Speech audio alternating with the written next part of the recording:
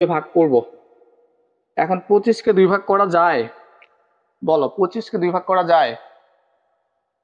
যায় না। 24-কে 2 ভাগ করা যায়। 24-কে 2 ভাগ করলে কত হয়? 12 হয়, তাই না? এখন আমরা তো এক ছাড়ে দিছি, এক ছাড়ে দিছি না? তাহলে যেটাকে আমরা হিসাব করলাম না, যেটাকে ছাড়ে দিলাম, সেটা হচ্ছে ভাগশেষ। তাহলে ভাগশেষ হচ্ছে 1। এরপরে আবার 12-কে ভাগ করি 2 ভাগ। 12-কে 2 ভাগ করা যায়? যায়। 12-কে 2 ভাগ করলে কত হয়? 6। যখন ভাগ করা যাবে তখন ভাগশেষ থাকবে না, তখন ভাগশেষ 0।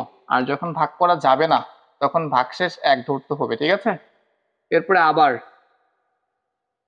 2 ভাগই করতে হবে, সব সময় 2 ভাগ করতে হবে। 6-কে 2 ভাগ করলে 3, তাহলে 6-কে তো 2 ভাগ করা যায়, যখন 2 ভাগ করা যাবে তখন ভাগশেষ থাকবে না।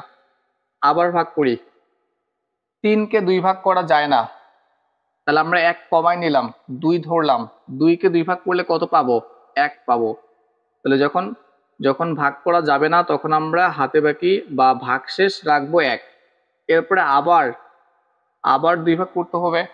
এখন যখন সংখ্যাটা ছোট হয়ে যাবে, আমাদের ভাজ্যটা যখন ছোট হয়ে যাবে, তখন আমাদের এখানে শূন্যবার নিতে হবে। 2-কে শূন্যবার নিলে প্রথমে যে সংখ্যাটা ছিল সেটা এখানে বসে যাবে, অর্থাৎ 1।